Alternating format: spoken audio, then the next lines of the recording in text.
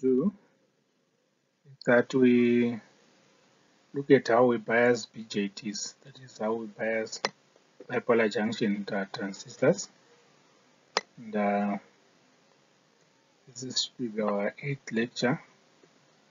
I hope we'll be able to finish everything in good time. Right. A transistor has 3 doped regions, and there are 2 types, as we said, NPN and PNP transistors. And for both types, the base is the narrow region sandwiched between large collector and regions. So as you can see, we have 3 regions,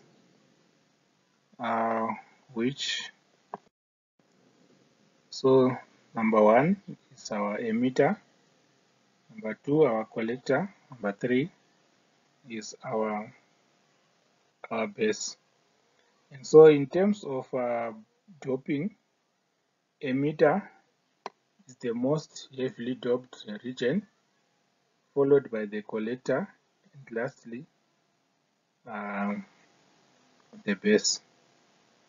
But then in terms of size, the collector is the biggest, followed by the emitter, and then the smallest region is the base. The reason why the base should be the smallest and also the least doped is because it acts as the channel through which our charge carriers will move from the emitter to the collector.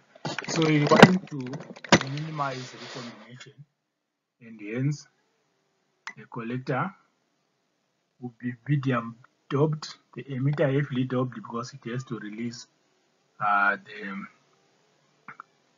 the charge carriers, and then the base just acts as the control, right?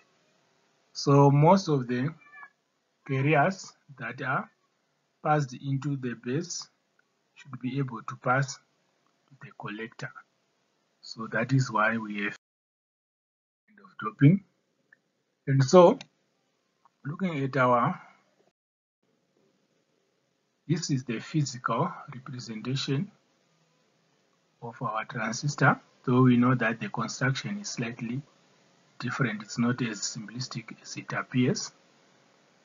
So for our NPN transistor, the emitter is N-type, so it means the charge carriers are the electrons.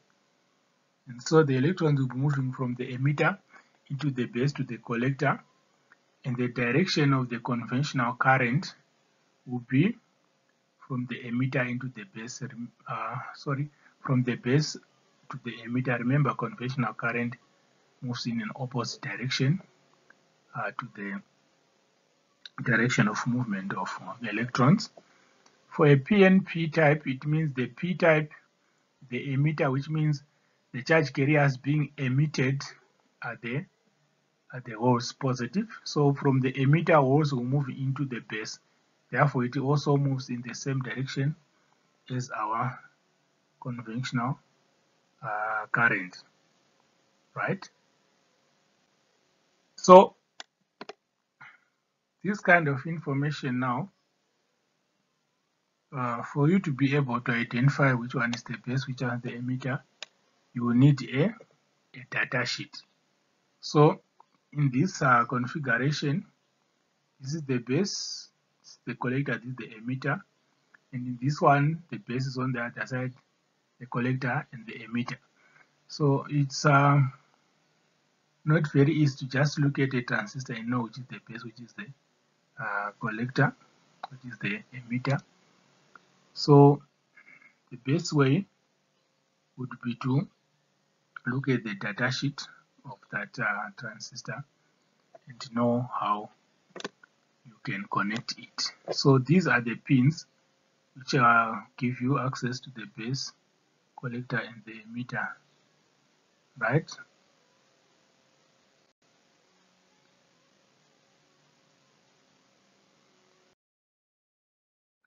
Now for a transistor to function properly as an amplifier which is in the active region, the emitter base junction must be forward biased and the collector base junction must be reverse biased.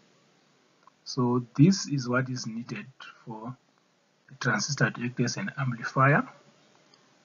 Right, so the common connection for the voltage sources are at the base lead of the transistor.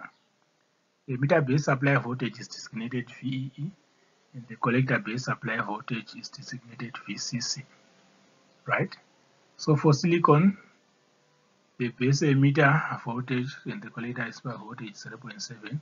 Remember, we said you can look at a transistor as if it's a set of two back-to-back diodes. And we gave our analogy of water where C is the collector and the base and the emitter, right? And we control what moves between the 2 points using the valve or the base, right? So that is the control that we have. So current can move from charge carriers, will move from the emitter through the base to the collector. But the direction of the conventional current now will depend on whether it is the holes or the electrons, which are majority current carriers. That means whether it's NPN, where we have electrons as majority carriers, or PNP, where we have emitters as the holes as the majority carrier. So in this kind of configuration, you can also make your connections and measure where the base emitter junction will be reverse biased by this kind of connection. And the base collector junction is reverse biased by this connection, and the base emitter junction is forward biased by this connection. And hence, the total current, which is the emitter current, will be the sum of the collector current and the base current, which will go in that way. So you can make these measurements of that case. So here, for a common base configuration, this is the proper biasing for the transistor to operate as an amplifier. Remember, there are different modes of operation, and we are saying if you want to connect the transistor as an amplifier or to act in the active region, then it has to forward bias the base emitter junction and reverse bias the collector base junction using these connections. So the negative to the N and the positive to the P, this is forward bias. The positive to the N and the negative to the P, this is reverse bias. And hence this is the proper connection of your transistor to act as an amplifier. Reverse bias the collector base and forward bias the collector, the base emitter junction. And the ratio of the current IC over IE is called the DC current gain, which is alpha in common base configuration. So in other words, alpha is called IC over IE.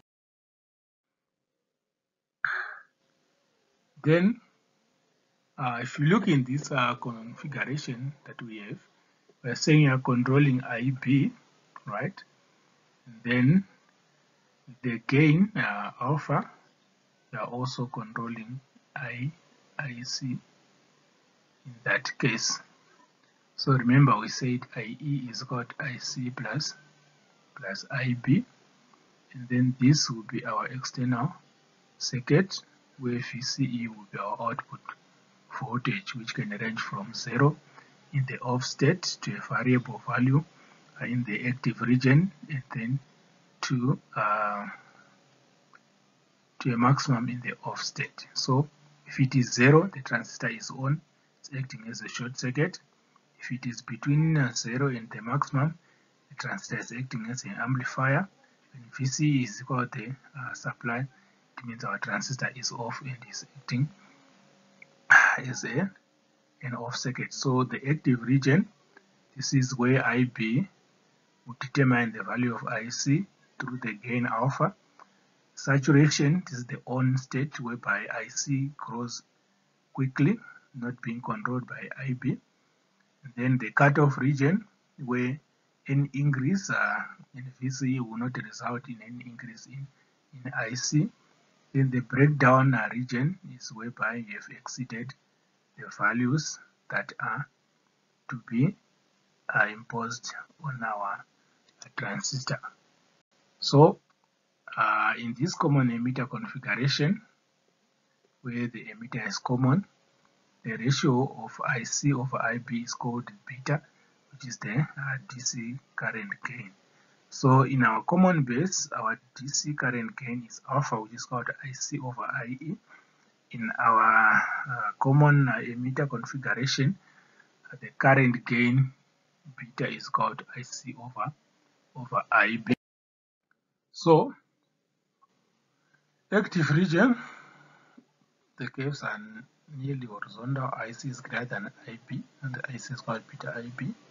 Saturation IC is not controlled by IB, the on state. Breakdown, collector base voltage is too large and the collector base diode breaks down and desired collector current will flow. This region should always be avoided by looking at the limits on your data sheet. In the cutoff region, IB is got 0, so there is no actual change in IC because the transistor is in the off state. So operation regions, saturation, base emitter and the collector base, both forward bias.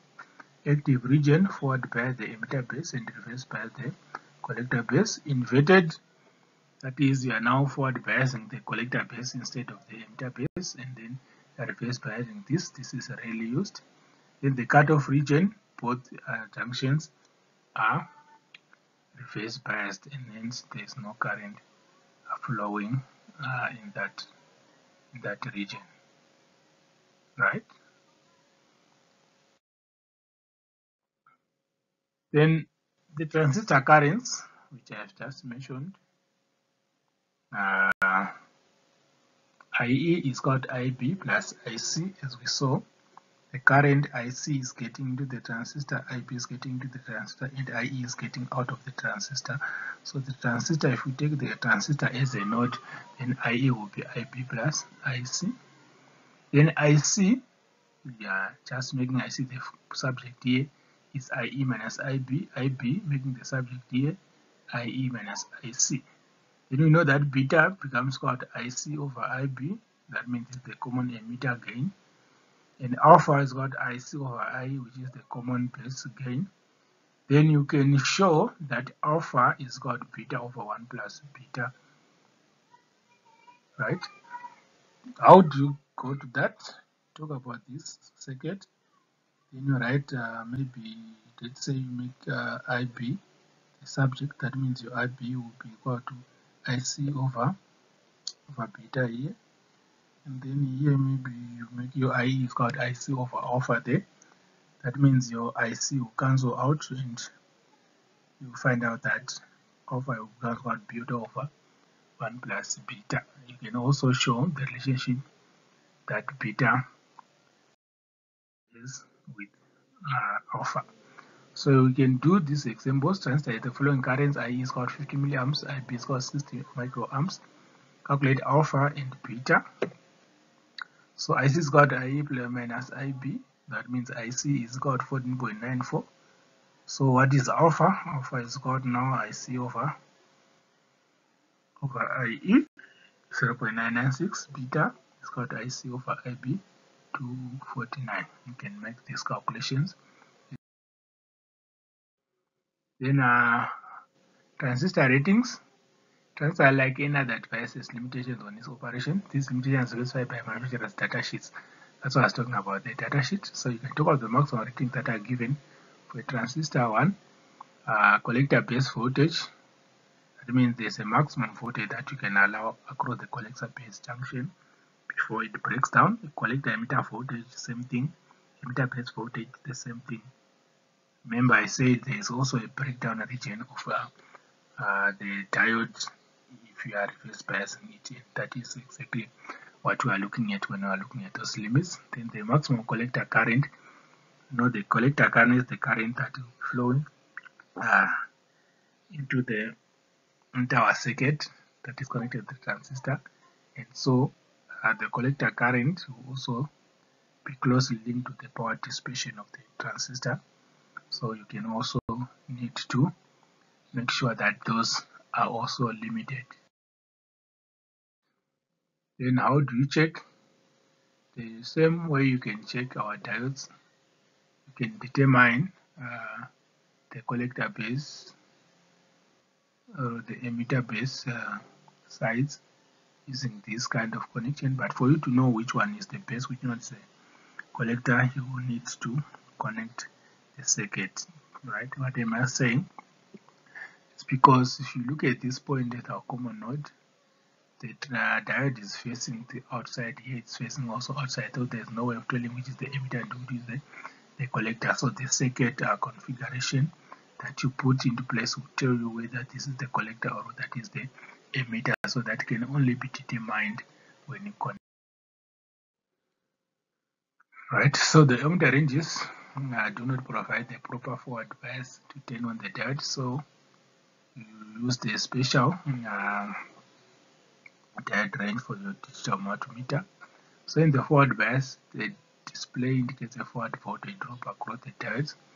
Reverse bias, the digital display indicates in overrange conditions. For silicon diode using the analog meter, the ratio of the reverse resistance RR to forward resistance RF will be very large, side that it is 100:1 or more. So that will be showing you. Anyway, it's not very important because we have your data sheet to make sure that. But again, this can also be used to check if your transistor is not broken down, knowing what to expect on a forward bias diode or a reverse biased diode. So to check the collector base junction, connect the ohmmeter as shown, right? Then for a good PN junction made of silicon, the ratio RR or RF should be equal to or greater than that. So RR, we are saying you reverse bias this diode, then you forward bias it. The ratio should be around 1000, so that you know that this has not broken down. So these checks are normally used if you want to know that your transistor is still intact. That means you know which is the base, you know which is the collector, and then you just do those resistance. So a transfer function is an amplifier. You need an external DC supply voltage, which you have to apply to get the desired collector current. So bias is defined as the control voltage or current. So you should correctly bias the transistor to have the correct voltages and control in the circuit. So our next lecture will look at the base bias configuration, the voltage divider bias configuration, and the emitter bias configuration. But one thing I have to let you know is that the biasing that we are talking about has nothing to do with the circuit configuration. Remember, we have common emitter, common base, and common collector. But when it comes to biasing, we are talking about base bias, whether it's common base, common collector, or common whatever. We are saying we are biasing the base, or we are biasing using the voltage divider bias or the emitter bias, right? So don't confuse the bias techniques to the circuit configuration. So that is what we are going to look at in our next lecture. So for now, let's read ahead and be sure.